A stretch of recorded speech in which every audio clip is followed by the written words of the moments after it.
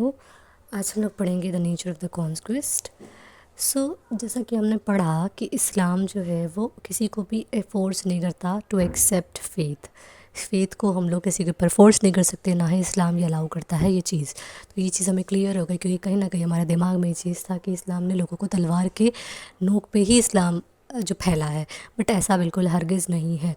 तलवार तब उठाई गई है जब उसकी ज़रूरत थी, जब लोगों ने क्रुएल्टी दिखाई है, जब लोगों ने उधर से रिटेलिएट किया है और कहीं ना कहीं हमारे लोगों को मारा था, तब जाके तलवार उठाई गई है। तलवार उठाना ये इस्लाम में नहीं है, ना ही किसी को फोर्स कर सकते हैं आप फ़ेथ एक्सेप्ट करने के लिए। फ़ेथ एक्सेप्ट करने के लिए तो किसी को भी परमिशन नहीं है to force anyone to accept the faith. और ये कमांड है कि Muslims to convey the message with wisdom and good counsel. आप जो है इस्लाम फैलाना हर मुस्लिम का काम है, हर representative, because we are representative of the Islam. तो हमारा काम है to convey the message with wisdom and good counsel. Okay, बाकी द एक्सेप्टेंस और rejection is left to each person free choice. Okay, so अभी तक जो कॉन्क्वेस्ट हुई है, जितना भी कॉन्क्वेस्ट हमने पढ़ा है, द बैटल ऑफ बदर, बैटल ऑफ उहद, बैटल ऑफ मुता, आगे भी जो हम लोग कॉन्क्वेस्ट पढ़ रहे हैं, इसमें सेम चीज़ अप्लाई हुई है दैट हर खलीफा ने कमांड किया है मुस्लिम कमांडर को कि to convey the message with wisdom and good counsel. और एक्सेप्टेंस और रिजेक्शन ये उनके फ्री चॉइस है पर्सन की कि वो उस चीज़ को एक्सेप्ट करे या ना एक्सेप्ट करे। इवन उस टाइम पे जो नेबरिंग एम्पायर्स थे, जो कि थे पर्शियन एम्पायर और थे बाइजेंटाइन एम्पायर। जो पर्शियन एम्पायर थी वो ज़ोरोस्ट्रिज्म पे बिलीव करती थी, मतलब worship of one God, but Ahura Mazda, good versus evil, fire temples और यूनिक बरियल कस्टम्स थे उनके। मतलब वो क्रिश्चियन से भी पहले चीज़ उस पर बिलीव करते थे, पर्टिकुलर अंडर ज़ोरोस्ट्रियन इन्फ्लुएंस थे। और उसमें क्या होता था कि उनके में ब्रदर सिस्टर से शादी कर सकता था, माँ अपने बेटे से कर सकती थी, भाई अपने बहन से कर सकता था शादी, फादर अपनी बेटी से कर सकता था शादी, वो आम था उनके यहाँ। और ज़ोरोस्ट्रियंस जो थे वो अपने जो डेड है उनको मारते नहीं थे, क्योंकि उनको अंदर, और वो उनको क्या करते थे, एक टॉवर ऑफ साइलेंस होती थी उनके यहाँ, वहाँ पे जाके उनको फेंक देते थे। और जहाँ पे वर्शर्स जो थे वो उनको कंज्यूम करते थे to protect the earth, because वो अर्थ को, फायर को और वाटर को प्योर मानते थे और वो नहीं चाहते थे कि इम्प्योरिटी हो। तो ना वो बरी कर सकते थे, ना वो जला सकते थे, ना ही वो बहा सकते थे, तीनों ही काम नहीं कर सकते। तो वो उसको साइलेंस, एक टेम्पल होता था वहाँ पे फेंक देते थे टावर। और वहाँ पे जो वल्चर्स थे, जो भी बर्ड्स थे, जो प्रेडिटर्स थे, उनको कंज्यूम करते थे। तो उनके यहाँ डेड वाला सिस्टम था। प्लस उनकी जो रिपेंटेंस थी, जैसे उन्होंने कुछ गलती हो गई तो वो अगर माफ़ी मांगना चाहते हैं तो वो माफ़ी जो है वो मुबाद से ही मांगते हैं। अगर मुबाद ने एक्सेप्ट किया तभी उसकी माफ़ी कबूल होती थी। जैसे हमारे यहाँ है कि हम डायरेक्ट अल्लाह ताला से कांटेक्ट करते हैं और उनसे माफ़ी मांग लेते हैं। कोई भी किसी भी टाइम कभी भी अल्लाह ताला से माफ़ी मांग सकता है और वो माफ़ कर दिया जाता है। बट उनके यहाँ ये सिस्टम नहीं था। उनके यहाँ था मुबाद अगर एक्सेप्ट करेगा तभी माफ़ी होगी, वरना नहीं होगी। तो एक तरह से मुबाद जो है वो अपने आप को खुदा समझते थे वहाँ पे। तो मुबाद जो था वो रिलीजियस स्कॉलर या जज थे उस टाइम पे वहाँ पे। और उनके यहाँ एक रिजिड कास्ट सिस्टम था। और वहाँ पर जो रूलर्स थे वो बहुत ही एरोगेंट और हॉटी थे, वो अपने आप को खुदा मानते थे। और जो पीपल थे वहाँ के वो सब गुलामों की तरह बिहेव करते थे, क्योंकि उनके ये सिस्टम था ये कि जो भी रूलर कहेगा हमें वही मानना पड़ेगा, मतलब उनके गुलामों की तरह रहते थे, ज़िंदगियाँ गुजारते थे। ओके, लेकिन जो इस्लाम था वो उसके अगेंस्ट, वो इक्वलिटी मानता था कि इवन अगर वो नॉन अरब है या अरब है तो उनके बीच कोई भी डिफरेंस नहीं है, वो दोनों बराबर हैं, कोई सुपीरियर नहीं है। ना ही जो काला है वो गोरे पे सुपीरियर, ना गोरा ना काला पे सुपीरियर है, सब बराबर है, सब बराबर है। इस्लाम का एक ही उसूल था, the equality among man and women. जितने भी आदमी हैं, मतलब जितने भी ह्यूमन हैं, वो सारे बराबर हैं, भले वो काले हों, गोरे हों, वो अरब हो, नॉन अरब हो, सब बराबर है। तो अब ये कॉन्क्वेस्ट हमने थोड़ा सा वो ले लिया कि कैसे ये हुआ।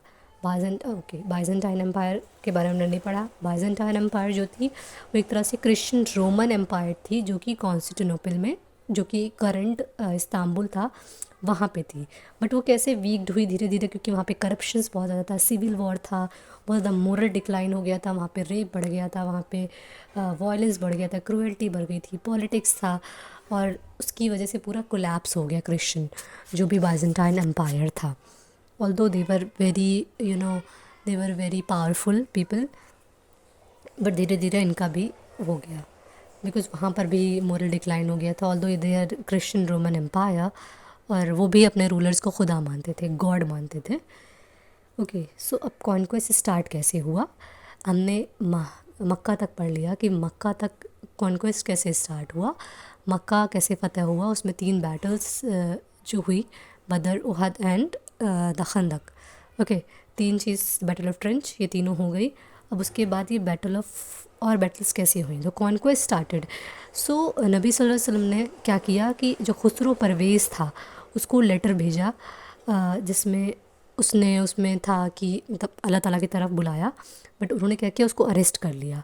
और उसने कहा कि यमन के बादशाह को कहा कि तुम नबी सल्लल्लाहु अलैहि वसल्लम को पकड़ के मेरे पास लाओ। बट हाउएवर खुसरो डाइड, और वो मर गया। और लेकिन उन लोगों का बिहेवियर बिल्कुल वैसे ही रहा कि मतलब कि मतलब हम सब भी सुपीरियर है और हम इस चीज़ को नहीं मानते, और उन्होंने लेटर को फाड़ दिया, दैट्स इट। और इसी सेम विद बाइजेंटाइन एम्पायर, कि जैसे ही जो हारित इब्न उमैर अज़दी थे रज़ियल्लाहु अन्हु, उनको जब भेजा गया गसनिद एम्पायर के पास, जैसे हमने पहले ही पढ़ा था, तो उनको उन्होंने क्या किया, मार दिया। और यही हमारा, this is a legal justification, और ये लीगल जस्टिफिकेशन है कि कैसे हमारा जो कॉन्क्वर हुआ पर्शिया, सीरिया और lands that lie beyond them east to the west. जैसे ही प्रॉफिट को ये न्यूज़ मिली कि किसकी ये हुआ है और किल कर दिया गया, उनको मार दिया गया है, तो वैसे ही अंडर द कमांड ऑफ ज़ैद इब्न हारिता उनको रिवेंज लेने के लिए भेजा गया 3000 लोगों के साथ, और इस तरह बैटल ऑफ मुता हुई। तो बैटल ऑफ मुता के पीछे, और जो भी सीरिया फ़तेह हुआ, पर्शिया फ़तेह हुआ, लैंड जो कि उसके आगे थे, ईस्ट वेस्ट सब कुछ फ़तेह हुआ, तो उसका रीज़न यही था कि जैसे ही वो लेटर भेजते किसी भी बादशाह को, तो वो एक्सेप्ट ही नहीं करता, वो फाड़ देता, वो मार देता। तो उसके फिर रिवेंज में नबी सल्लल्लाहु अलैहि वसल्लम जो है फिर आर्मी भेजते, और आर्मी सबसे पहली बात यही कहते हैं, जैसे हमने ऊपर पढ़ा था कि हम उनसे कहते हैं कि आप इस्लाम एक्सेप्ट करो या जजिया दो, या फिर दोनों ही नहीं करते तो आप फिर हमारी लड़ाई होगी। तो ये यही उसूल चलता गया, और इसी के बेसिस पे ही आगे की चीज़ें आगे फ़तेह हुआ पूरा, जो भी फ़तेह होना था, पर्शिया और सीरिया, और उसके आगे जो भी लैंड्स थे जो हम आगे जाके पढ़ेंगे। So with this firmly rooted power the Muslim set out against the world from that desert which had purified them as scholars to Allah. तो अभी तक भी हमने यही देखा कि हमारा जो बेसिस है, वो बेसिस क्या है, to spread Islam, that's it. Not with तलवार, विद द कम्युनिकेशन, कि हम बात करें और हमें बताएं, लेकिन अब उनके रिएक्शन के हिसाब से हम उसका रिटेलिएट करते हैं उसको, कि उनका एक्शंस अगर वो एक्सेप्ट कर लें या जिजिया एक्सेप्ट कर लें या वो कर लें, क्योंकि वो उस चीज़ को मानने को तैयार नहीं कि अल्लाह एक है, और अल्लाह ने उनको मैसेंजर भेजा नबी सल्लल्लाहु अलैहि वसल्लम, चीज़ मानने को तैयार नहीं। और जो नहीं मानता वो जिजिया देता, या लड़ाई होती, या वॉर होती। तो वॉर उसी के ही उसमें होती है, और वॉर इकलौता रीज़न, मतलब वॉर ये नहीं था कि वो गए और वॉर किया उनसे, ये नहीं था। हम अभी तक यही पढ़ते आ रहे हैं। तो अभी तक हमें किसी चीज़ के लिए गिल्टी नहीं होना चाहिए कि हम गलत जगह आ गए हैं, या हम पता नहीं इस्लाम में क्या हुआ, पता नहीं तलवार की नोक पे सारी चीज़ें हुई हैं, और जो भी हम सुन रहे हैं, और इंशाल्लाह हम आगे तक भी पढ़ेंगे कि कैसे ये इंडिया पाकिस्तान, हमारे पूरे एशिया में फैला इस्लाम, और वहाँ पे क्या हुआ। ऑल्दो लेकिन अभी तक हमने जो पढ़ा वो बेसिस क्या है वो आपको समझ में आ गया हो, कि वो बेसिस यही था कि to spread Islam, that's it. तो इंशाल्लाह हम लोग नेक्स्ट सीरीज़ में आगे पढ़ेंगे कि किस तरह पहले पर्शिया तक फैला और सीरिया तक फैला, कैसे स्टार्ट हुआ ये। क्योंकि एट द सेम टाइम जब नबी सल्लल्लाहु अलैहि वसल्लम की डेथ हो गई, उसके बाद अबू बकर रज़ियल्लाहु ख़लीफ़ा बने। तो अबू बकर रज़ियल्लाहु जब ख़लीफ़ा बने, तब से ही ये चार चीज़ें स्टार्ट हो गई थी, कॉन्क्वेस्ट स्टार्ट हो गया था। तभी से खालिद इब्न वलीद भेजे गए थे कॉन्क्वेस्ट के लिए सीरिया के। तो हम आगे इंशाल्लाह वही पढ़ेंगे। तब तक के लिए अल्लाह हाफ़िज़, जज़ाकल्लाहु खैर, अस्सलाम वालेकुम।